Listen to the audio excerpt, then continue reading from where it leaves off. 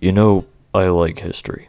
I like looking at the past, seeing how it's different to today, and seeing just how/why we got here, because it can reveal some pretty interesting stuff. So I decided for English class that I would do a project on a history book, specifically on a book in the school library, about Mapp V Ohio, a Supreme Court case regarding the exclusionary rule.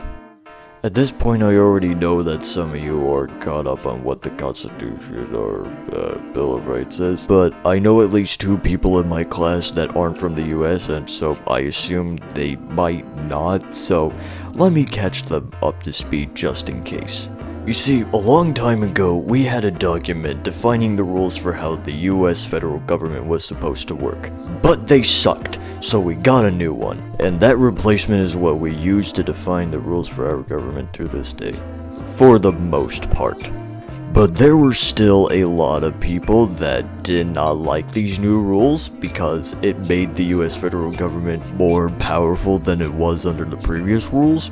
So to appease them, we made a series of 10 simultaneous changes to the Constitution soon after it was ratified, collectively known as the Bill of Rights. Don't ask why 10 instead of one big change, I could not tell you because I wasn't there. Now the 4th change they made states, the right of the people to be secure in their persons, houses, papers, and effects against unreasonable searches and seizures shall not be violated, and no warrant shall issue but upon probable cause, supported by oath or affirmation, and particularly describing the place to be searched and the persons or things to be seized. Basically, if you exercise your Third Amendment rights and refuse to let the police into your home, they can't barge into your home to search for evidence of a crime that you might have committed, unless if they have permission from a judge or magistrate, in which case your home is to be searched. Cause, you know, your house is your castle and you can defend it as such.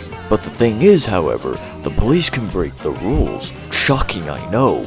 So if they decide to search your home without a search warrant from the judge, then the exclusionary rule states that the evidence seized in that illegal search can't be used in court. This is supposed to deter police misconduct. Not necessarily by punishing it, but by not rewarding them for doing so. But by the time in the Mapp V Ohio trial in the 1960s, there was still a question left to be unanswered. Was the exclusionary rule meant to be used exclusively for the federal government, or could it be used in state governments, even if they have formally adopted the exclusionary rule? Now, before the Mapp V Ohio case, the Supreme Court, the highest court in the land, decided no, actually, it wasn't to be used in state cases for states that hadn't formally adopted it. But then in the 50s, some guy that was paying someone to run illegal gambling operations decided not to pay that guy anymore, and in response, that guy bombed his porch. The police detained 4 people immediately connected to it, but were still on the lookout for 1 more.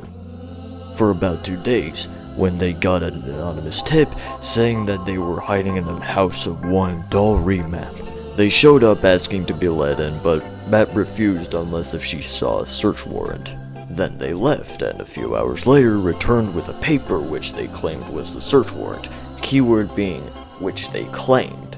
Because when she asked to see it and read it, they refused for some weird fucking reason. The police barged into her home anyway and found not only evidence that she was harboring a suspect connected to a crime, but also that she was storing obscene material by the standards of the 50s. Which in Ohio was still illegal at the time, despite the First Amendment guaranteeing the freedom of press. So despite the criminal she was harboring not actually being connected to the crime they were investigating at hand, she was still arrested for committing a crime because of possessing obscene books. Again, by the standards of the 1950s. So she went to the circuit court to try and get her conviction overturned. But they decided to uphold her conviction. So when that didn't work, she went to the Supreme Court, who did vote to overturn her conviction. This was primarily on the grounds that A, the Ohio obscenity statute was unconstitutional and a clear violation of the First Amendment, and second, because even if it weren't, the officers did not actually have a search warrant as they had claimed. They had an affidavit from the local judge, but they did not have an actual search warrant. And so because the evidence seized for her conviction, which was unconstitutional, was seized in violation of the Fourth Amendment, she was not supposed to be jailed. So they decided to let her go. There's a lot more detail given in the book on the history before and after the Mapp V Ohio trial, but that's the very basics of the main plot of the book. Yeah, so like 9 out of 10, go read it. Maybe 8.